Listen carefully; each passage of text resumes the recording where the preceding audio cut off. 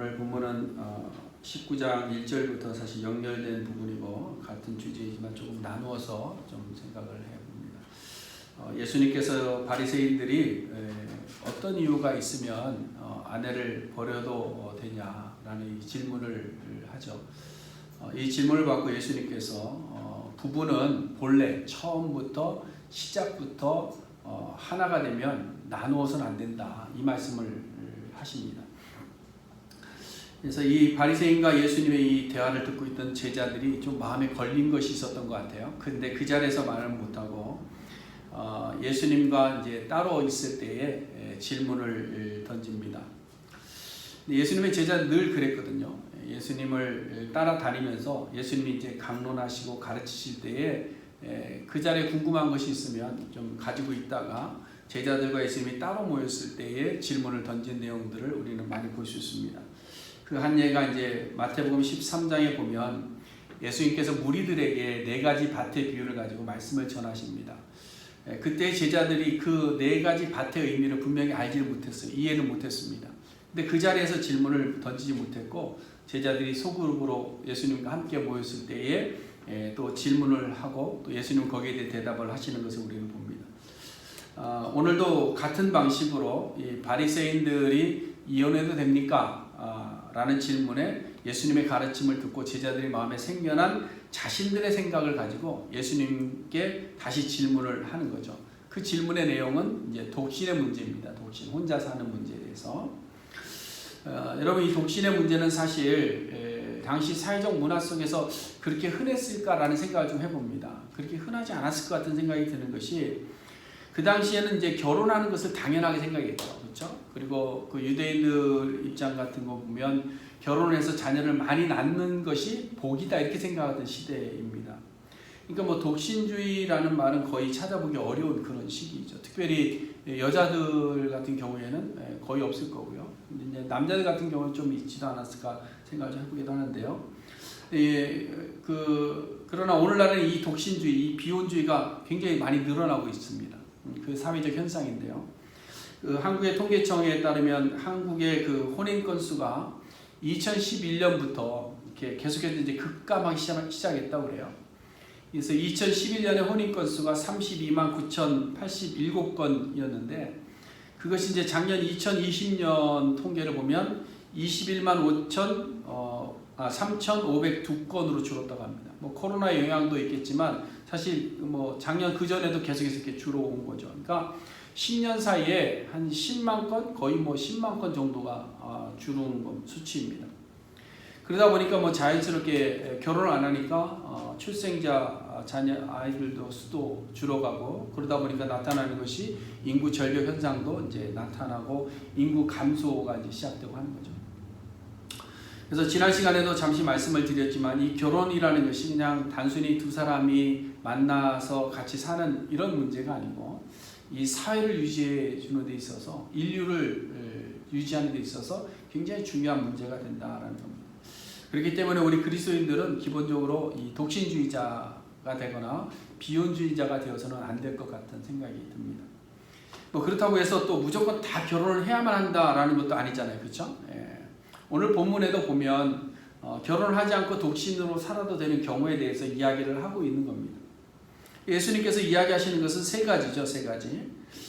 첫 번째는 나면서부터 성적으로 불구자된 사람들에 대해서는 결혼하지 않고 독신으로 사는 것도 괜찮다라는 이야기를 합니다. 그 다음에 두 번째는 태어나기는 건강히 태어났는데 출생하고 나서 이후에, 출생 후에 후천적으로 고자가 되는 경우가 있다라는 겁니다. 여기에는 이제 여러 가지 상황들이 있을 수 있는데 가장 일반적인 것이 이제 의도적으로 거세를 통해서 고자가 되는 경우가 있죠. 우리가 잘 아는 대로 우리 선조들 조선시대라든지 궁궐 왕족 시대 때 그렇죠. 그래서 궁에 있는 내시들이 그런 것 아닙니까? 내시. 이 내시가 이제 어떻게 되는가 보니까 어렸을 때부터 아예 내시로 이렇게 들어오는 아이들도 있고요. 평민 중에서 내시를 이렇게 지원하기도 한답니다. 그런데 뭐 아이 때 나면서부터 바로 거세를 하고요. 평민이 지원해서 들어와도 성인이 돼서도 거세를 한다는 겁니다. 왜 그런가 하면 이 내시들이 이제 궁 안에 일을 하는 사람들인데 궁 안에 궁녀들이 많이 있잖아요. 그렇죠? 궁녀들이 많이 있는데 궁녀들과 눈 맞을까봐, 그래서 불륜을 행할까봐 그랬다고 그래요. 왜냐하면 궁의 여자는 다 누구의 여자예요? 왕의 여자거든요. 그러니까 왕의 여자를 함부로 건드릴 수 없는 거죠. 그래서 탐하지 못하도록 이 거세라는 방법을 사용했다라고 이야기합니다. 근데 이러한 내시 제도가 우리나라에만 있었던 제도는 아니고 고대 운동에도 그렇고 여러 나라에서도 이 내시 제도가 있었습니다. 성경에도 나오죠. 한 군데 나오죠. 그렇죠? 성경에 어디에 나옵니까? 사도행전에 나옵니다. 사도행전 8장에 보면 빌립이 만났던 그 에디오피아 내시가 나옵니다. 근데 이 내시에 대해서 좀 이렇게 생각을 하는데, 이 내시도 그럼 우리나라 왕조 시대 같이 거세한 고자였을까라는 생각을 해보니까 꼭 그럴 것 같지 않다라는 생각을 좀 했습니다. 그냥 뭐 저 혼자 이렇게 생각을 한 건데요. 왜냐하면 이 에디오피아 내시가 예루살렘에 예배하러 왔다가 돌아가고 있었잖아요. 그렇죠? 돌아가고 있었기 때문에 유대인들의 그 율법에 보면 고환이 상한 자는 회중에 들지 못하는 법이 있습니다. 신명기에 보면. 그래서 그 회중 안에 들어가서 함께 어울려서 예배할 수 없는, 그 회중 무리 안에 들어갈 수 없는 겁니다. 그러니까 그 전통과 맞지 않는 거죠. 뭐 그렇다고 또 아니라고도 할 수 없는 것이 뭐냐면, 예루살렘이라는 성전이요, 구조가 어떻게 되어 있는가 하면 이 예배당 안쪽에는 유대인들, 할례받은 유대인들이 들어갈 수 있습니다. 그것도 남자들이. 여자들은 어떻게 하냐? 여자들은 따로 있습니다. 뭐 우리 예배당으로 치면 아래층에 뭐 여자들 있고 위층에는 예배항정선에 남자들만 있고, 그러면 이방인들 어떤 이방인들이 따로 있습니다. 그래서 뭐 이 바깥에서 예배할 수 있도록 공간을 만들어 준 구조입니다. 그러니까 이 에디오피아 내시가 정말로 육체적으로 고자라 할지라도 율법적으로는 안 맞지만 예루살렘에 예배하러 갈 수는 있었을 것 같은 생각이 듭니다. 하여튼 어찌되었든 이렇게 내시들과 같이 사람에 의해서 후천적으로 고자가 되는 경우가 있었고요. 그 외에도 어떤 사고를 인해서 고자가 되는 경우도 있습니다. 이렇게 여러 상황으로 인해서 후천적 고자가 되는 경우에는 결혼하지 않아도 된다, 혼자 살아야 된다라고 오늘 본문에서 이렇게 두 번째로 이야기하고 있는 거고요. 그 다음에 세 번째는 뭐냐면 사명을 위해서 결혼하지 않고 독신으로 사는 것에 대해서 말씀합니다. 그래서 12절 하반절에 보시면 천국을 위하여 이렇게 되어 있죠. 천국을 위하여 스스로 된 고자 이렇게 되어 있습니다. 이 말은 사명을 위해서, 사역을 위해서 결혼하지 않고 독신으로 살겠다고 결정하는 것에 대해서 인정한다라는 것입니다. 오늘날 캐톨릭 신부님들이 뭐 여기에 해당하지 않을까 그런 생각을 좀 해봅니다. 그러나 여러분, 이것도 사명을 위해서 무조건 결혼을 하지 말아야 된다라는 율법적 조항은 아니라는 거죠. 왜냐하면 성경에 보면 성경에 사명자들이 많이 나오고 헌신자들이 나오는데 다 결혼 안 한 것이 아니잖아요. 그렇죠? 모세 결혼했나 안 했나요? 모세 결혼했잖아요. 그렇죠? 결혼해서 자식도 있었고 또 장인도 있었습니다. 또 신약에 보면 예수님의 수제자 베드로가 결혼했나 안 했나요? 결혼했죠. 그렇죠? 왜냐하면 그 베드로의 장인이 나오잖아요. 그렇죠? 그러니까 장모가 나오잖아요. 장모. 그러니까 베드로도 역시 결혼을 했습니다. 그런가 하면 또 사도 바울 같은 경우는 사명을 위해서 정말로 결혼하지 않은 인물이죠. 그것을 어떻게 알 수 있는가 하면 고린도서 7장에서 결혼 이야기를 할 때에 사도 바울이 그런 얘기합니다. 너희도 나와 같이 그냥 지내는 것이 좋다. 나처럼 그냥 홀로 지내는 것도 좋다라고 이렇게 권면하고 있는 것을 보면 사도 바울은 결혼하지 않았던 것 같습니다. 근데 사명을 위해서 나는 결혼하지 말아야지 하는 경우에도 보면 조건이라는 것을 붙였습니다. 그건 뭐냐면 정욕을 절제할 수 없는 경우에는 결혼해라. 근데 그것을 절제할 수 한다면 결혼 안 하는 것도 좋다라고 이야기하는 거죠. 그러므로 천국을 위해서 스스로 고자된다라는 것은 하나님께서 은사로 주신 경우에만 독신으로 사는 것이 옳다, 이 말씀을 하고 있는 겁니다. 그럼에도 불구하고 독초하는 것에 대한 기본적인 하나님의 뜻, 기본적으로 하나님의 뜻은 뭐냐? 하나님의 뜻이 뭘까요? 하나님 보시기에 좋은 것은 뭘까요? 함께 사는 겁니다. 그렇죠? 함께. 창세기 2장에 분명하게 말씀하고 있는 것이 12절 말씀해 보시면 하나님께서 흙으로 아담을 지으신 다음에 그 사람이 혼자 사는 것이 좋지 아니하니 이렇게 되어 있습니다. 그래서 그를 위해서 돕는 배필을 지으셨다. 이것이 독신에 대한 성경적 대답이라고 우리는 볼 수 있는 겁니다. 그러니까 원칙적으로 보면 결혼해서 가정을 이루는 것이 하나님 기뻐하시는 질서의 원칙인데 그럼에도 불구하고 독신으로 살 수 있는 경우들도 있다라는 것을 이야기하는 겁니다. 그래서 독신으로 사는 것이나 결혼하는 것이 어떤 율법적인 기준은 아니지만 하나님께서 결혼의 제도를 만드시고 남자와 여자로 함께 살아가도록 하셨기 때문에 또 이 결혼 제도를 통해서 생육과 번성하도록 하셨기 때문에 독신이나 비혼을 주장할 것이 아니라 결혼을 해야 된다라는 것이 기본적인 우리의 입장이 될 것 같습니다. 그러나 하나님의 뜻을 따라 은사를 따라 사명을 위해서 독신으로 사는 것에 대해서도 여러분 우리가 인정할 수 있어야 되는 거죠. 인정할 수 있어요. 그러므로 우리는 이미 결혼을 해서 자녀들도 있기 때문에 뭐 나와는 상관없네요 이런 생각이 드실 분들도 계실 줄로 압니다. 우리 나라를 제외하고는.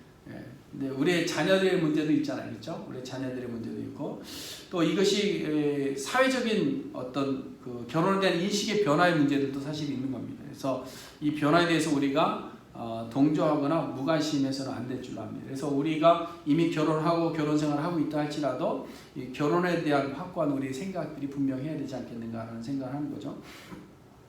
자, 그럼 어떻게 해야 이러한 결혼에 대한 부정적 인식과 독신주의 확신을 막아낼 수 있을까 하는 겁니다. 어떻게 하면 막아낼 수 있을까? 이게 우리의 문제잖아요. 그 방법을 우리는 오늘 제자들의 질문 속에서 근원적인 것에부터 찾아갈 수 있습니다. 지난주에도 바리새인들의 질문은 이혼에 대한 현실적인 이혼에 대한 질문이었지만 사실은 그 안에 감추어져 있는 사단의 전략이었잖아요. 그렇죠? 사단의 전략을 알게 되니까 이혼에 대한 문제를 해결하려면 먼저 그 질문 안에 담겨진 속뜻을 알아야 된다는 겁니다. 그래서 그 해결책이 뭐냐면 본래 처음부터 정하신 하나님의 질서가 무엇인가 하는 것을 찾아가는 것이 중요하다는 겁니다. 그래야 문제가 해결이 된다는 겁니다. 이와 마찬가지로 오늘 제자들의 질문도 보면요, 이 독신에 대한 질문으로 이렇게 보여질 수 있습니다.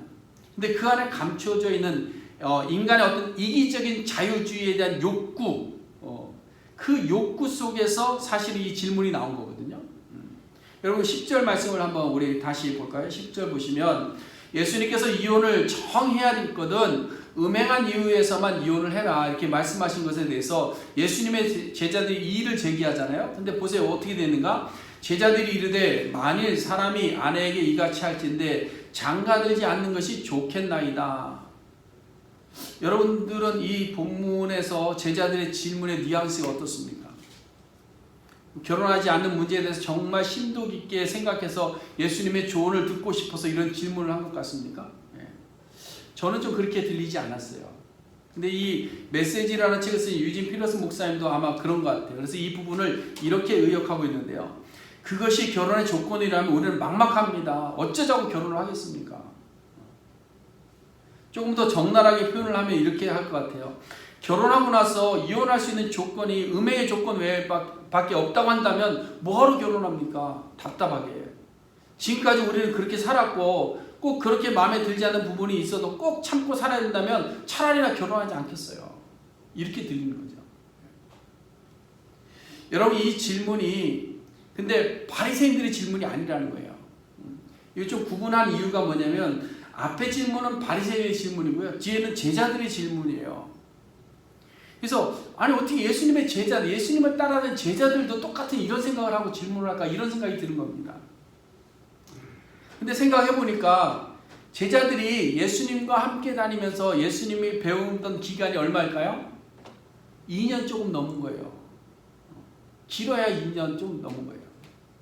많이 잡아도 3년이에요. 그러니까 그동안에 무슨 변화가 있었겠어요? 예수님의 생각을 다 알겠어요. 제가 우리 교회 온 지도 몇 년 된 줄 아세요? 네. 딱 이제 이번 주 지나면 10년이에요. 이번 주에 벌써 10년. 훅 지나가 버린 거죠. 근데 뭐 아직도 우리는 이렇게 잘 모르는 부분도 있고 서로 이렇게 좀 다른 부분들도 있고 그러잖아요. 그렇죠? 근데 2년 조금 더 지난 제자들이 예수님의 그 마음을 다 알고 이미 변했을까 하는 겁니다. 아마 그들도 지금 변해가고 있는 그런 과정인데 이전까지 제자들의 생각 속에 자연스럽게 자리하고 있었던 것은 뭐냐면 아내들은 무조건 남편에 복종해야 되고 남편들은 아내가 마음에 들지 않으면 언제라도 내어버릴 수 있다. 이것이 모세가 가르쳐준 거니까 우리는 이혼 증서만 주고 이혼하면 합법적이다. 이런 생각을 갖고 있었는데 예수님이 원래는 그렇지 않다라고 이야기를 하니까 이 제자들도 스트로크를 한 겁니다. 그래서 지금 너무나도 획기적인 예수님의 말씀에 놀라서 예수님 그럴 거면 차라리 독신으로 지내라고 그러지 뭐하러 이혼증서 주라고 그런 율법을 내놓습니까? 막 이렇게 하고 반기를 드는 거죠.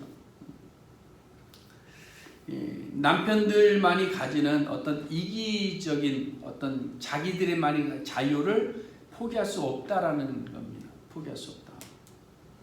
근데 사실 오늘날 이 독신주의자들이 결혼을 하지 않으려고 하는 이유도 왜 그런가 보니까요. 사실은 자기 자신이 가지고 있는 이기적인 자유로움, 그렇죠?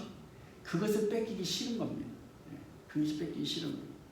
그래서 혼자 사는 것을 택하는 경우가 많이 있더라라는 겁니다. 남자들도 이렇게 혼자 사시는 분들하고 가끔 이렇게 이야기를 해보면 그런 이야기를 합니다. 너무 이렇게 속박 속에 사는 것 같아서 벗어나고 싶다, 뭐 이런 얘기들 합니다. 또 결혼하지 않는 총각들하고 이야기를 해보면 그들도 그런 얘기를 해요. 괜히 결혼해갖고 뭐 가정에 매이고 이렇게 아내에게 매이고 막 이러는 것이 싫다. 그래서 결혼 안 한다 이런 얘기를 합니다. 여기는 아마 먼저 결혼한 사람들이 잘못이 좀 있는 것 같아요. 왜냐하면 결혼한 사람들한테 묻잖아요. 결혼하면 어때요? 그랬더니 그럼 다들 뭐라고 조언합니까? 결혼은 무덤이야. 너 결혼하면 끝이야. 이렇게 조언하죠, 그렇죠? 많이 그런 조언들을 합니다. 그러면 이제 내 자유는 없는 거구나. 차라리 혼자 살자. 뭐 능력도 되니까 혼자 살자. 그래서 뭐 혼자 사는 그런 남자들도 있는 것 같아요. 뭐 남자들만 그런 것이 아니고 요즘은 여성들의 비혼주의가 굉장히 많아지고 있죠. 독신주의가 많은데요. 또 황혼 이혼도 많이 늘어나고 있고. 그래서 이제 한국의 보건사회연구원에서 이 50세 미만의 독신율에 대해 전망한 것이 있습니다. 전망한 게 있는데 2000년도에 독신율이 1.3%였다고 그래요. 근데 전망하기를 2025년이 되면 50세 미만의 결혼하지 않은 독신자의 비율이 한 10.5%까지 올라간다라고 전망을 하는 것을 봅니다. 그럼 왜 여성들이 결혼하지 않고 독신으로 지내려고 하는가? 근데 여성들은 좀 결혼을 하지 않는 이유가 남자들보다 조금 더 다양하더라고요. 제가 들어본 바로 의하면 어떤 분은 몸매 망가질까봐 결혼 못한대요. 애기 낳고 막 이래서 몸매 망가질까봐 그게 싫다고 하시는 분도 있고요. 어떤 분은 집안일하고 육아하는 것에 대한 두려움 때문에 못하겠다고 하시는 분도 있고, 어떤 분은 자기 지금 하고 있는 일이 너무 좋아서 이거 잃어버릴까봐 결혼 안 한다고 하시는 분도 있고요. 어떤 분은 지금 자기 자신 자체를 다 잃어버릴 것 같은 생각 때문에 결혼을 나는 하지 않겠다 이런 분들도 있는 것 같아요. 뭐 이런 이유들은 뭐 제가 들었던 이유들만 뭐 이 정도인데 더 다양한 이유들이 있습니다. 근데 이 내용들 다 보면 다 뭐냐면 좀 더 자유로운 삶에 대한 욕구가 강한 거죠. 나 자신에 대한 자유로움, 내 이기적인 자유로움에 대한 욕구가 굉장히 강해졌다라는 겁니다. 그래서 스스로 경제적 자립만 할 수 있다고 한다면 결혼하지 않고 그냥 혼자 자유롭게 살고 싶어 한다는 겁니다. 근데 여기에는 사실은 우리가 결혼에 대한 오해 때문에 이런 일들이 생겨나는 거예요. 결혼에 대한 오해. 오해라기보다는 어떤 자유함에 대한 오해? 자유가 뭔지를 제대로 모르기 때문에 이런 말을 하지 않는가 이런 생각을 해봅니다. 근데 그 잔 파이프 목사님도 이 비슷한 말씀을 하셨는데요. 여기에 대해서 이제 두 가지로 이렇게 그냥 정리를 하시더라고요.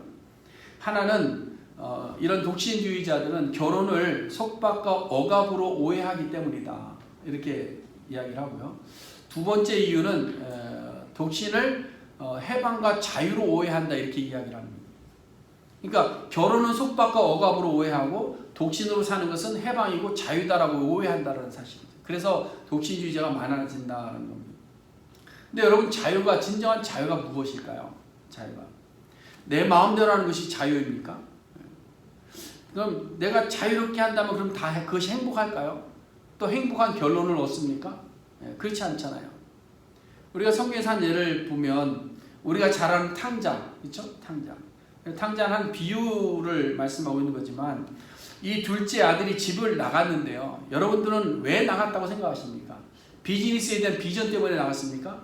야, 내가 나가서 사업을 해야 되겠다. 그래서 아버지가 나에게 물려줄 그 유산을 미리 받아가서 내가 사업 좀 크게 해봐야. 그래서 나갔지 않잖아요, 그렇죠? 아들은 이 그 집이라고 하는 테두리 안에서 벗어나고 싶었던 거예요. 그 속박수에서 벗어나고 싶었던 거예요. 이 제한 속에서 자유하고 싶었던 그런 마음이 큰 겁니다. 마치 우리 자녀들이 대학 갈 때 어디로 갈래 그러면 무조건 어디로 간다고 그래요? 타주로 간다고 그러잖아요. 타주로. 왜 그래요? 그래야 엄마 아빠 곁을 떠나니까. 근데 보세요. 그렇게 자유를 찾아서 떠났는데 행복했느냐? 탕자가 과연 행복했느냐는 거예요. 정말 자신이 생각하는 그 자유를 다 누렸느냐는 거예요. 그렇지 못했잖아요. 결국은 돌아왔잖아요. 오늘날에도 그런 것 같습니다. 오늘날에도 자유로운 영혼들이 많은데요. 그 사람들이 법의 질서, 어떤 사회적 윤리나 이런 개의치 아니하고 그냥 자유롭게 살고 싶다고 했는데 그 사람들의 마지막이 어떠한가? 우리가 슬픈 소식이지만 며칠 전에 우리가 충격적인 소식을 접했잖아요. 그렇죠? 아틀란타에서 그 21살 먹은 젊은 청년이 그 마사지 팔러에 가서 총으로 쏴서 6명의 여성이 살해됐는데 그 중에 4명이 한인이라고 그래요. 근데 그 중에 뭐 한 여성은 2 아이를 키우고 있는데 홀로 키우고 있는데 그 사건을 당해서 아이들이 어려움 나오고 이런 경우가 있습니다. 아시아에 대한 인종 증오 범죄라고 하는데요. 근데 이 사건에 대해서 경찰에서는 뭐라고 표현했냐면 성중독에 의한 것이라 이렇게 이야기하기도 했습니다. 근데 이랬든 저랬든 간에 자기 자유 때문에 질서의 테두리를 벗어나니까 많은 사람들에게 슬픔을 주고 괴로움과 고통을 안겨다 주더라. 이게 이기적인 자유죠. 이기적인 자유. 여러분, 하나님께서 아담과 하와를 창조하시고 사람들에게 자유를 주셨습니다. 자유의지를 주신 거예요. 근데 여러분, 이 자유의지라는 것이 그냥 내 마음대로 살아야 된다, 이런 자유의지는 아닌 것 같습니다. 그래서 많은 사람들이 내 자유의지를 무한대로 생각하는데 하나님께서 우리에게 주신 자유의지는요, 사실은 진리를 분별하고 진리 안에서 자유롭게 그 진리를 따라갈 수 있는 자유의지를 우리에게 주신 거죠. 그러니까 어떻게 보면 제한적인 어떤 자유라고 우리는 볼 수 있는 겁니다. 왜 그렇게 보는가 하면 우리가 성경에서 답을 찾아볼 수 있는데요. 우리 성경 한번 같이 찾아볼까요? 요한복음 8장인데요. 요한복음 8장 함께 찾아보겠습니다. 우리가 잘 아는 말씀이지만 우리는 늘 이 한 절만 보기 때문에 좀 오해가 되기도 하는데요. 8장 32절 말씀입니다. 8장 32절 말씀 우리 같이 읽어보겠습니다. 진리를 알지니 진리가 너희를 자유롭게 하리라. 보세요. 진리를 알지니 진리가 너희를 자유롭게 한다는 거예요. 이게 무슨 말인가? 그 답을 보려면 그 앞에 31절을 보면 좀 볼 수 있을 것 같아요. 31절 말씀을 보시면 어떻게 되어 있습니까? 그러므로 예수께서 자기를 믿은 유대인들에게 이르시되 너희가 내 말에 거하면, 이렇게 되어 있잖아요. 그렇죠? 너희가 내 말이라는 그 테두리 안에 거하게 되면 내 제자가 되고 너희가 그 진리 안에서 진리로 말미암아 자유함을 누릴 것이다, 이 이야기를 하고 있는 거잖아요. 그러니까 전제는 뭐냐? 자유할 수 있는 전제는 뭐냐? 너희가 내 말 안에 거하면. 이게 전제입니다. 여러분, 우리가 진리라는 집을 알고 그 집을 떠나지 않고 그 집의 질서를 따라 살게 되면 그 안에서 영원한 자유를 누릴 수 있게 된다는 겁니다. 여러분, 하나님께서 율법을 주셨어요. 그런데 율법이라는 것이 우리를 속박하는 것이 아니잖아요. 그렇죠? 우리를 그 안에서 자유케 하시는 겁니다. 예수님께서 우리에게 말씀을 주셨습니다. 근데 말씀이 우리를 구속하는 것이 아니라 그 안에서 우리로 하여금 자유케 하시기 위함이라는 거예요. 그래서 요한복음 8장 32절 뒤로 이렇게 쭉 가보시면 이렇게 되어 있습니다. 34절에 보면 예수께서 대답하여 이르시되 진실로 진실로 너에게 이르노니 죄를 범하는 자마다 죄의 종이라. 종은 영원히 집에 거하지 못하되 아들은 영원히 거하느니. 그러니까 종된 자들은 그 진리 안에 거하지 않는다는 거죠. 그러므로 아들이 너희를 자유롭게 하면 너희가 아들 안에 거할 때에 참으로 자유할 것이다. 아들 안에서 어떤 구속되어 있는 것처럼 보이고 어떤 제한이 있는 것처럼 보이지만 그 안에 거할 때 그 진리의 본 의미를 분명히 할 때에 너희는 참된 자유를 누리게 될 것이다, 이 말씀을 하고 있는 거예요. 여러분, 하나님께서 정하여 주신 질서와 진리 안에 있는 것이, 그리고 그 질서를 따르는 것이 우리가 찾아야 될, 우리가 누려야 될 참된 자유인 줄로 믿으시길 바랍니다. 그러므로 우리에게 주어진 자유의지라는 것은 엄밀히 말하면 무한한 자유가 아닙니다. 진리 안에서 누리는 자유의지는 제한적인 자유라는 사실이에요. 제한적인 자유. 그러므로 무한한 자유를 위해서 마구 자기 마음대로 살아가서는 안 된다. 무한한 자기 자유를 위해서 그냥 자기 마음대로 살아서는 안 된다는 거예요. 질서고 진리고 없이, 말씀도 없이 자기 생각대로 살아서는 안 된다는 거예요. 그러나 우리가 제한적인 자유 안에 거하게 되면, 하나님의 말씀이라는 이 제한적인 진리 안에 거하게 되면 도리어 이 진리가 우리를 자유케 해서 우리의 삶을 행복하게 만들어줄 수 있다는 거예요.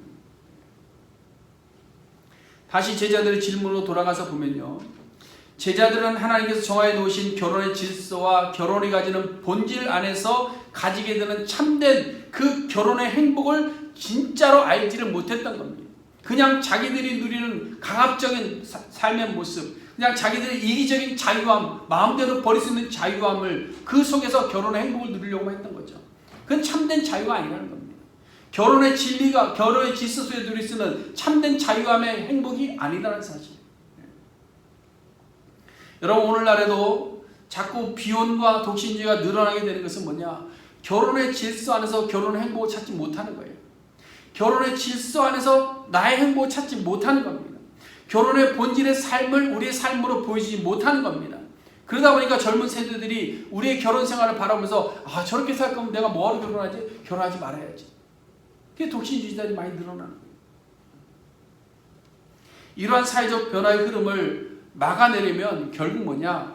교회가 먼저, 우리 성도들이 먼저 하나님께서 정하신 결혼의 질서, 남편으로서 아내로서의 결혼의 질서를 그 안에서 거함으로, 그 질서를 따라 삶으로 행복한 삶의 모습을 보여줄 때에, 아, 결혼이 저런 거구나. 아, 나도 결혼하고 싶다. 나도 결혼해서 저런 가정을 꾸미고 싶다. 이런 생각이 드는 거예요. 그런데 안타까운 것은 뭐냐? 교회 안에 기독 청년들을 중심으로 해서 인생의 만족도 조사를 또 했어요. 그랬더니 인생의 만족도가 여러 가지가 있는데요, 결혼의 조항에는 남녀 모두 15% 정도 내외에서 왔다 갔다 했다. 결혼에 대한 만족이 없는 겁니다.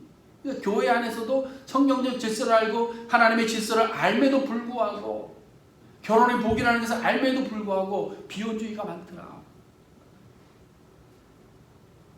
그럼 지금이라도 우리가 결혼을 통한 만족도를 높이기 위해서 어떻게 될까? 그 답은 지난주에도 말씀드린 것처럼 에베소서 5장에 나와 있는 대로 돌아가면 됩니다.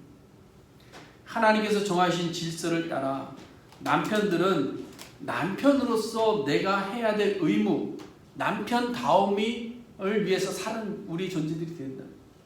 또 여자들은 아내로서 내게 주어진 삶의 자세가 있습니다. 성경에 보면 그 삶의 자세를 견지하고 그 삶의 자세대로 살아갈 수 있도록 노력하고 애쓰는 노력이 우리에게 필요하더라. 그래서 우리가 서로에게 요구하는 자가 아니라, 야, 성경에 보니까 아내들은 남편에게 복종하래, 이게 아니고, 나는 남편으로서 내가 당신을 사랑하는데 예수님께서 교회를 사랑하신 것처럼 내가 당신을 사랑할게. 이걸 더 강조해야 된다는 거죠. 그래서 우리 그리스도인들의 결혼 생활이 우리 자녀들에게도, 나아가서 세상 사람들에게도 선한 영향력을 미치게 되어서 혼자 사는 삶의 행복이 아니라 함께 사는 삶의 행복을 갈망하는 자들이 많아지게 될 수 있기를 간절히 바라는 겁니다.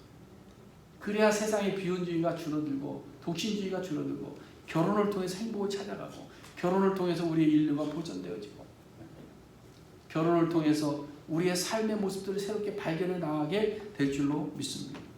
사랑하는 성도 여러분, 혼자 사는 것이 좋지 아니하며 하나님께서는 배필을 주셨습니다. 근데 지금 보이는 이 사진, 그 사진 한 장 띄워주세요. 그 다음 장에, 저 사진에 보시면 이 세상은 탕자처럼 혼자 사는 삶의 행복을 위해서 각자 자기 방향을 향해 달려가더라는 거예요.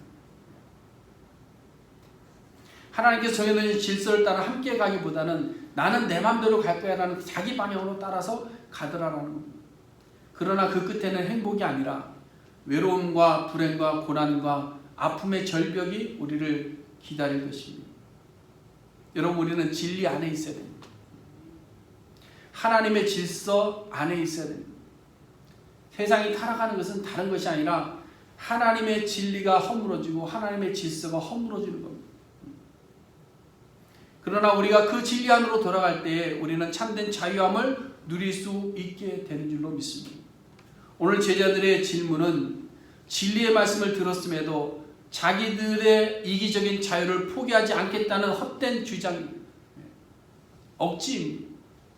그러므로 우리는 성경에서 전하여 주시는 이 진리의 말씀을 들을 때 아멘으로 화답하시고 그 진리를 확실히 깨닫고 진리 안에 순종함으로 참된 자유함을 누리는 우리 모두가 될 수 있기를 간절히 바랍니다. 원칙으로 돌아가는 겁니다. 원칙으로 돌아가 다시 시작하는 겁니다. 여러분, 예수님께서 이 땅에 오셔서 이제 다음 주간이면 이제 종려주일 예루살렘 입성하시고 고난당하시고 부활하시는데요. 예수님이 이 땅에 오셔서 우리의 구원을 위한 사역도 하셨지만 더 중요한 가르침의 내용들이 뭐냐면요. 우리가 잃어버리고 우리가 세상과 타협하고 우리가 뭉개버렸던 그 질서와 그 진리를 다시 가르쳐드립니다. 예수님은 항상 하나님께서 정해놓으신 질서를 다시 한번 우리에게 이야기하잖아요. 지난주에도 우리가 말씀을 통해서 보았지만 너희가 이미 보지 않았느냐 이 말씀 하시잖아요. 그렇죠? 성경이 뭐라고 하느냐 이 말씀을 하시잖아요. 늘 예수님은 가르침이 있을 때마다 그랬습니다. 성경이 뭐라고 이야기하느냐, 율법이 뭐라고 이야기하느냐, 너희가 본래 알지 않았느냐, 너희가 이미 읽지 않았느냐, 너희가 이미 깨닫지 않았느냐, 이미 보지 않았느냐, 이겁니다. 우리가 성경을 통해서 이미 우리에게 가르쳐 주신 그 기본으로 돌아가서 우리를 다시 한번 점검해 보면 우리의 삶의 새로운 방향들이 우리에게 분명히 열리게 될 줄로 믿습니다. 기도하겠습니다.